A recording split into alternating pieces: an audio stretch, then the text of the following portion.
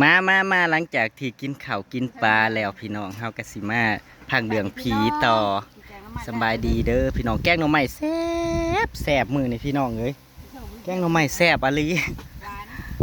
มันหน่อไม้มันหวานแม้แล้วเฮาใส่ของหลายอย่างพี่น้องทั้งดอกกระเจียวนู่นนี่นั่นเฮาใส่ไม่เชื่อมาล่าเพิ่นสิเล่าเรื่องผีบัดนี้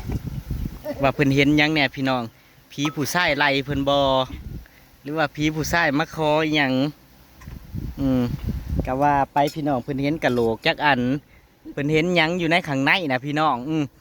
ข่อยก็อยากฮู้คือกันน้าสาวข่อยอันแหละเพิ่นบอกว่าตายแล้วเพิ่นว่าถ้าข่อยได้นั่งผู้เดียวไม่เสี่ยวเพิ่นว่าถ้าข่อยได้นั่งผู้เดียวนี่ตายคักๆเพิ่นว่าอย่างน้อยเพราะว่าเขาไปนั่งหม้อนะพี่น้องเขาไปนั่งหม้อเขาให้เขานั่งผู้เดียวอยู่แล้วแต่พูดถึงน่ะนั่งบอกว่าที่นั่งย่านนั้นย่างหน่อยกับแบบมีหมู่นั่งนับหันนะมีหมู่นั่งแบบนำกันหลายคนนั่นนะนั่งแบบตามที่เพิ่นให้นั่งนั่นแต่ว่ามือว่านนี่ไม่เสียวมาล่าเพิ่นถือหม้อ3มันสิมีหม้อ3หม้อ7แล้วแต่พี่น้องแต่ละหม้อมันบ่คือกันได้พี่น้อง ความร้อนมันบ่คือกันได้แต่ละหม้อนะ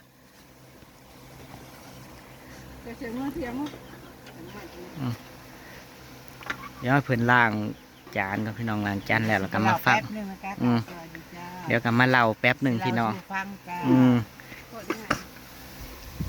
ตอนมานั่น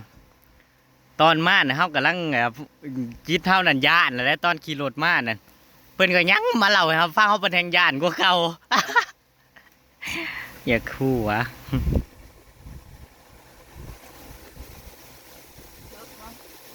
เด็กมาวันดีพี่น้องบรรยากาศดีอะไรบรรยากาศดีกับเราเสียอ้อยกำลังออกมาหน้าบรรยากาศดีแห้งพี่น้องถึงมันสิแดดสิฮ้อนแต่มันก็มีลมพี่น้องมันก็มีลมเนาะ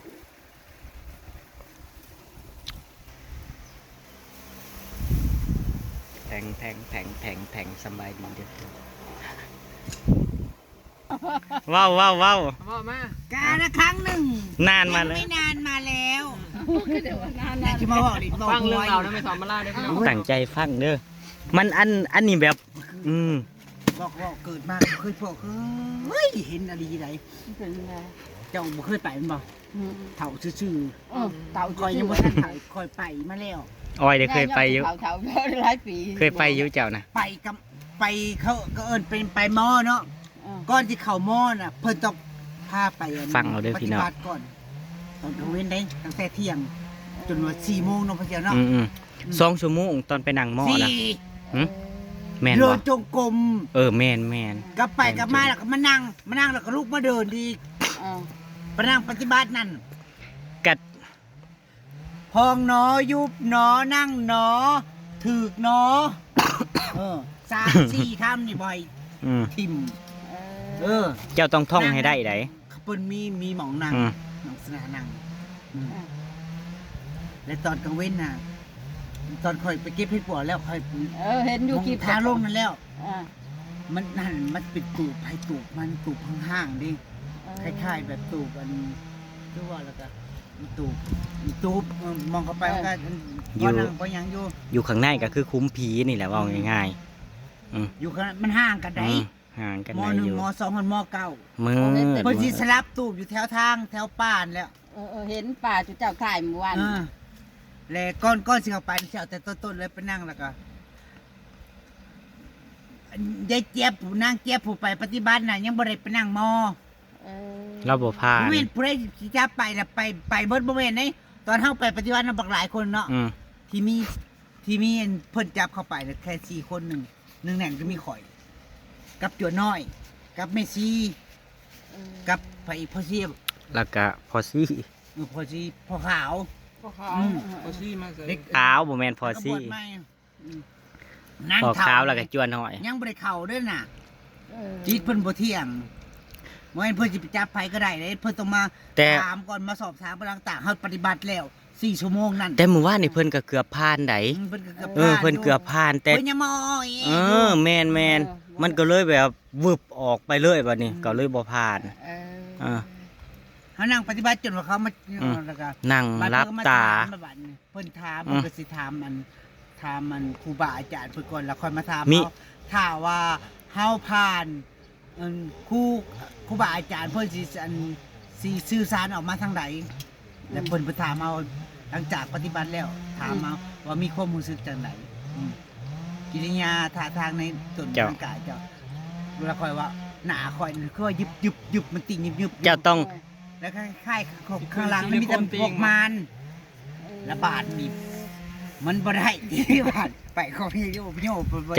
งบ่ผ่าน เจ้าต้อง บ้านนี้อยู่ต่อประชัน ทุ่มหนึ่งให้ลงไปนั่งมออยู่ป่าในตูบก็อยู่กลางป่าเลยบางตูบผ่านก็กันบางตูบเพิ่นให้มาจับฉลากเขียนชื่อพ่อใช่พร้อมชื่อนามสกุลอยู่บ้านใดเมืองใดแขวงใดอายุเท่าไหร่ต้องเขียนไว้ก่อนไปสิไปประวัติน่ะเพื่อยันตายคาคุมผี ตอนเพิ่นบอกว่าถ้าเจ้าได้เข้าไปหม่องนั้นแล้วถ้าจิตใจเจ้าวอกแวกเจ้าอยู่บ่ได้เจ้าแล่นออกมานั่นเจ้ามันสิมีของดึงจองเจ้าอยู่ทหารตามนักเลยใดอะลียิ่งกลัวไปนั่งอยู่ในป่าซ่าซ้ำนั่งเฮาสินั่งกับศพนั่งกับศพไปนั่งนั่นตอนไปส่งน่ะทุ่มหนึ่งประมาณ 6-7 คนลงไปส่งข่อยส่งป่าพุ่นข่อยบ่ผ่านข่อยก็ลงไปส่งบ่ได้เขาบ่ให้ลงไปพวกที่ผ่านนั่งสมาธิก่อนจังลงไปส่งข่อยได้ พวกธรรมดาที่ยังบ่เคยผ่านลงไปบ่ได้บ่ให้ถือหยังไปจักอย่างถือไปแต่โตกับหัวใจให้ไปแต่โตกับหัวใจเพิ่นว่ากับคำที่ท่องไว้4 คำน่ะกับ4 คำเนาะพองเนาะเจ้าห้ามลืมเนาะถ้าเจ้าเนาะถ้าเจ้าลืมนั้นมันสิฟังเด้อแต่ละน้องเข้าไปอันสมาธินั่งกับปฏิบัตินะกะสิบ่คือกันนะหมอคอยอยู่บางกุดมันสิมีอยู่ม.3มันสิมีโรงศพมีโน่นนี่นั่นอาจัวน่ะไปนั่งอยู่บนโรงศพจั่วนั่นตกลงในโรงศพตอนที่เพิ่นไปส่งเขาไปนั่นจั่วน้อยนั่นส่งจั่วน้อยเข้าไปอยู่ในกุดตัวนั้นน่ะเพิ่นตีเพิ่นเคาะโล่งศพบอกปลุกผีขึ้นมาเด้ลูกทำเราไม่เชี่ยวเรามืดก็เชี่ยวมืดเขาปีไผ่ใส่จะไผ่โคมลงไปย่องไปย่างเขาก็ย่างตามลงไปแล้วก็ให้เขาไปมันก็เป็นชุ่มเป็นสุ่มเป็นกุดยังก็เขาเอิ้นยังก็มองเป็นสุ่มแบบว่าเขาเฮ็ดบ่มองดึงผ่าลงผ่าคุ้มเขาหลวงพ่อไปปฏิบัติธรรมนั่นแหมคือผ่าธุดงค์น่ะนะเขาเอิ้นหยังนะผ่าคุ้มนั่นเขาเอิ้นหยังเฮาก็เอิ้นบ่เป็นนะพี่น้องเฮาก็เอิ้นบ่เป็นนั่นเต้นเป็นกุดคุ้มผ่าคุ้มมาน่ะลืมอีกเลยเขาเอิ้นอีหยังวะลืมเลยคือกันเฮาบ่จักชื่อเวลาไปธุดงค์เขาเจ้าสินั่งปักไว้แม่นปักกดนั่นแล้วมันก็มีคอเข้าไปเนาะเข้าไปก็ว่าพญาสิมือยังอีสีนางซีว่ามึงรับตาเด้อคันมึงไปเฮ็ดหยังแต่ละกุดสิบ่คือกันบ้านนี้เพิ่นก็ต้องเนื้อโคมใช่เนาะสิมาปูศาสนาศาสตร์กูนี่นั่งคิดนั่นน่ะแต่เพิ่นสิบางบ่คือกันบางห้องก็สินั่งเตียงบางตู้ก็สินั่งเบิ่งคลิปเจ้าวาดนี่บางมองก็บางกุดก็สินั่งบนลงศพคือแม่นบ่เพิ่นเทก้อนกีบลงไปอันเห็นแต่รอตามทางแม่นแล้วบ่เห็นบ่สุกข้างๆนั่นดินั่นแล้วที่มองกดเอ้าก็ว่าคือโหดแท้ก็ว่าเขาไปนั่งแล้วบาดจวบต้องเปิดไฟแม่นบ่เฮาสิไปนั่งเพิ่นกับปูนมองนั่งให้เฮาแล้วก็ปู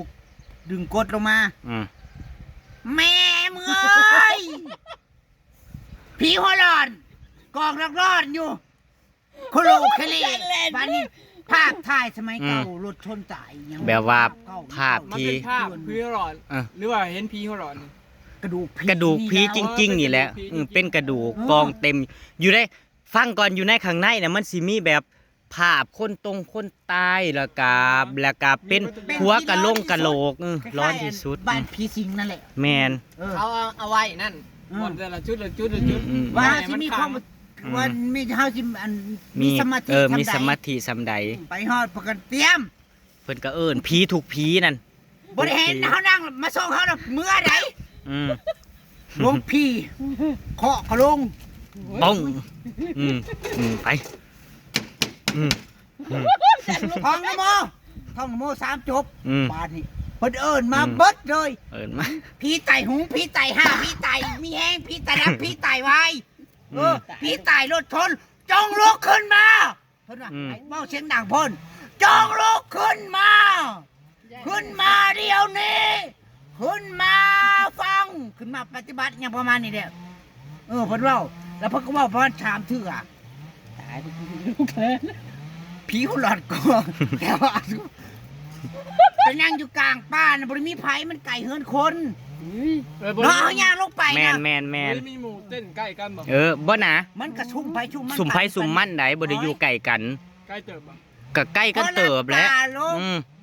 โอ้ยบัดเฮาต้องเว้าตามเพิ่นเด้ผีตายหุงผีตายหาก็ผีตายหุงผีตายหาจงตื่นขึ้นมาเดี๋ยวนี้ตอนนี้จงตื่นแล้วมีตอนหนึงที่ข่อยบ่อยากก็อย่าตื่นขึ้นมา เรื่องอีกต้องเว้าตามเฮ้ย แววว่าสาธุเด้อสาธุเด้อบอกสิ สอนเด้อ เออ ตามที่ดู เออ ปฏิบัติ แปลว่าเฮาตามที่เฮาเห็นมานะแล้วกาบัดนี้ เฮาก็บ่จะพ่อจะเค้นบ่เนาะ ดีแต่เฮาบ่ผ่านถ้าเฮาผ่านเฮาไหโลดเฮาไปอยู่เฮา คอยยังว่าพอ จิตใจเฮามันบ่ คอยเว้าดีแต่เจ้าเด้ว่ะอืม ตายแล้วอันหลูกพี่เฮ็ดเสร็จแล้วคิดว่าตอนลงไปนั่นหลูกพี่เฮ็ดเสร็จแล้ว ไฟก็บ่ได้เปิดได้มืดเบิดทั้งวัด ไฟเพิ่นปิด ไฟน่ะมืดเบิดทั้งวัดใด เพิ่นก็มือ บ่ได้เปิดพื้นเปิดไฟอิหยังใด ผู้เดียวมัน นั่งผู้เดียวแล้ว ยังแล้วบ่ฮอดเวลาเขาสิมาเอาบ่ หอดเวลาเขาสิมาเอา 2 ชั่วโมงนั่ง 2 ชั่วโมงนั่งรับตา2 ชั่วโมงแล้วก็ท่องที่เพิ่น ท่อง ให้ท่อง อยู่3อย่าง นั่งผู้เดียวอยู่นั่นแหละ ท่องเนาะ เจ้า ยุบเนาะนั่งเนาะ อืม ถูกเนาะแล้วนี่2 ชั่วโมงนั่งน่ะ เว้าก็ต้องท่องให้ว่าไวขึ้นได้บ่แม่นว่าสิท่องแบบนี้ใด บ่ให้ท้อง เออบ่ให้ท่องซาท่อง แม่มึงเสีย เจ้าหามลืมครับนั่นน่ะ เสียงขุ ซาไม่ต่อมา อืม ตอนแรกเสียงข้างซ้ายควัก อืม ควักบาดข้างขวาบอกบาดนี้มาเบียดกดเข้ามาบาดนี้กดที่คุมมาไว้นี่ท่อง แล้วก็ เจ้าคือบ่มีตา ไปอยู่แล้ว เพิ่นบ่ให้มือ คนบอกห้ามมือตาสองห้ามเอามือออกจาก หามเอามือออกจากสิเกิดหยังขึ้นก็สร้าง ห้ามออกจากกด หามตีงหามออกจากกดหามตีง นาที่เริ่มเดียวนะ บ่ให้ตีงอีกเจ้าสิเจ็บสิปวดหยังกะนั่งเจ้าหามตีงเจ้าให้ท่องบทที่เพิ่นให้นั่นสิมีหยังมาดึงมาลากมาถูเจ้าก็สร้างเจ้าท่องอย่างเดียวหามมื่นตาพาจนกว่าสิได้ยินเสียงระฆังนั่นจนฮอดเวลาครบกำหนดที่เพิ่นให้นั่ง2 ชั่วโมงนั่นขาเป็นตะคริวเลยเขาคนนั้น ไพ่ผ่านตรงนี้ได้นะทั่ว ป้าอยากให้ไป ชุดๆเลยเนาะ อยากให้ไปเห็นเองว่ามันเป็นอย่างไรตอนที่เข้าเล่งนะไม่เซียวตอนที่คนมาห้องใส่หูนั่นจะซ้อนดูมันเป็นอาการอย่างไรต้นนั้นแห่งที่เฮานั่งข้างนอกนั่น คอยได้ยินบา ตอ ด นที่ ข้างนอกมันจะเป็นยังไงธรรมดาคอยผ่านมาแล้ว มีคนมาห้องใส่หูอิหยังกันเด้ล่ะแบบห้องอิหยังนั่นเนาะเจ้าก็ห้องดังห้องแบบดังแบบห้องให้ดังให้ไวให้หยังแบบมันสิฮอดเวลาแบบแฮงโนลีนเฮาน่ะมันบ่ไปลีนเฮานั่นมันลีนเฮามันบ่ไปโอ้ อันนั้นก่อนสิลงเป็น จนปวดหัวมึงว่านี่จนแบบ ก่อนสิลงเป็นหมอ ก่อนสิลงไปหม้อนะมันต้องผ่านด่าน ธร นะ รมดานี่เรา มันต้องผ่านด่านด้วย พอ นะ เที่ยวลงไปแบบนี้คุจังไดก็ เบิดจันนี้เบิดเลย ยัง โอเค ยังอยู่ เบิดแล้ว ยังอยู่ อีเมว่ามึงยังบ่ได้เบิดทำนี่ มึงต้องไปให้มันคม บัดนี้ มึงต้องได้ลงไปนั่งปฏิบัติอยู่คุมศพ อำมาลาต้องไปนั่งย่ามอีกอำมาลานั่งหม้อแล้วก็ต้องไปนั่งย่ามคนที่ผ่านไปนั่งย่าม อย่างนี้คือต้องได้หนังหลายเถื่อเลย เอ้า ตอนจบเด็ ตอนจบ มันยังบ่จบ เด็กน้อยที่เขาผ่านนะเขาปฏิบัติผ่านเขาก็ไปนั่งย่ามนั่งหยังกัน ได้ไปอยู่ เคยไปเท่านึงนะ เราผ่านแล้ว แต่น่ะเคย เราตอนนี้เราก็แค่ไปหยังว่าเขาเอิ้น ไปแบบเพื่อนมาล่าเลย เราคือเขาไปนั่งแล้วเราผ่านเบิดละ แสดงว่าใจขนาดเนาะถึงเนาะเฮ็ด เอ้า ถึง ต้องเก่งใดสำหรับข่อยยังบอกข่อยย่อมข่อยว่าข่อยย่อม ไปเพ้นเม ยอ ซี่ มละครก็ยอม ข่อยยอม คอยบ่ได้ไปที่แบน้ำเขาแหละปัดลงร้องไปเฮ็ดน้ำเขาซื่อๆเลยนะ สมมุติ เพราะ ว่า ว่าไม่ นี่ จับ นะ ให้ นี่ คอยไปลงไปปฏิบัติ กลางคืนกับเสียงนกอีนั่นห้อง เข้านะ บ่แม่นนกหยังนั่นไม่เสียว จักมันก็มีรายอยังนก บอตัวใหญ่ๆนั่นอยู่ในรังคานั่น นกยุง นกกระจอกนกยุงนั่นห้องเสียงดังๆห้องแบบร้อนๆนั่น มันอยู่ป่าเด้ อื เด็ก ม ๆน่ะ อืม นั่นน่ะ ไฟก็บ่ได้มีเนาะบ่ได้เปิด ผู้ใดก็ เขา โม ปิด ท ไฟ นาบุ เบิ ญ ด น้ำข่อย เพราะอิหยังข่อยไปเพศเพราะว่าได้ลงไปโมพวกไปปฏิบัติน่ะบ่ได้ลงไป ปาตูนเด้ บ่ได้ลงไปง่ายๆใด อืม บ่นะเดี๋ยวเบิ่งอันชุดเจ้าท่ายน่ะอันเทคอนกรีตลงไปเลย อัมมาล่าได้ แต่ป่าเนาะ อัมมาล่ามีบุญบารมีได้กองกฐินบุญที่เราผ่านแล้วได้กองกฐิน30กองพุเรามีบุญบารมีได้บัดนี้ เอาไปก็โมทนา เราบัดนี้เราสิ คนบ่ได้คนบ่ได้ลงไปก็ได้คือ เอ ว่า อ เขาบ่ได้จับลงซื่อๆทำหนึงก็บ่ได้จับลงนะ เสียขวบ สำนักใหญ่เพิ่นก็อยู่กาฬสินธุ์มั้ง เป็นคนขี้ย่านเขา เฮ้ยอีเมลบางคนน่ะนั่งตาย่อยมานั่งข้างๆนี่ อืม อีเมลเราไปบางเทื่อบ างคนก็ บางคนก็ตัวแข็งอิหยังเลยได้ บ่ใจอลีได้เนาะจึงอยู่ได้เนาะ อืม บางคนก็เช่นคือว่าหั่นแหล้วเนาะ เห็น บางคนหายน้ำตาย่อยยิ้มยากโอ้ คอยดีแล้วคอยได้นั่งอยู่ดิน บางคนได้นั่งอยู่ในแค่นั้นมันอยู่แค่อยู่บนชั้นนั่นนี่ จับขยาว แต่ห้ามโดนแล่นห้ามโดนแล่น จะว่ามื่นตาขึ้นมาแบบเจ้าน้อยสั่นอยู่เนี่ยนี่เนี่ย บ่ให้มื่นตา บ่เพิ่น อืม แสดงว่าเพิ่นบ่ให้เพิ่นได้ย่านเห็น จักและ นี่ บ่แล้วข่ ค อย นนั่ ว่าง ปฏิบัตินั่งอยู่นั่งอยู่เจ้าน่ะเบียดอยู่นั่น อยู่หันแล้ว เข้ามา เทิงน่ะ อืม เรื่องเล่าของอำมาลา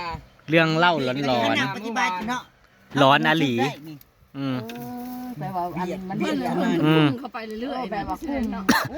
ตอนที่ข่อยนั่งอยู่ข้างนอกก็สิเล่าให้ฟังตอนที่ข่อยนั่งข้างนอกแล้วหมู่ข่อยนั่งข้างขอกมันเหมือนมีแนวมายางวนอยู่ในรอบข้างแล้วก็ในหูเฮานี่อืมแต่ห้ามลืมตา บ่ไปเที่ยว ฮะ ตอนเขาสิลงไปพวกข่อยน่ะก็เขา ฟังสิเว้า ลงไปเอา ก่อนสิลงไปเอาเพิ่นนั่น เวลาจัง ได้ยินเสียงผู้หญิงไห้ได้ เขาลงไปเอา เสียงผู้หญิงไห้ซุมเฮาก็ได้ยินเบิดปะตุนก็บอกป้าของแห้งอะลีที่นี่มีเสียเอามาล่านั่งไห้ขนาดเลยนั่นบอกว่าซุมเฮาก็เลยตกใจเฮาบอกว่าเอ้าข่อยก็ได้ยินได้มีเสียเอามาล่าไห้อีหลีบ่จักปะตุนบัดนี้ฮอดเวลาเนาะซุมเพิ่นก็พากันลงไปเอาน่ะ เขาลงไป อื เอา ม ทุกคน มีแค่ไฟสายใด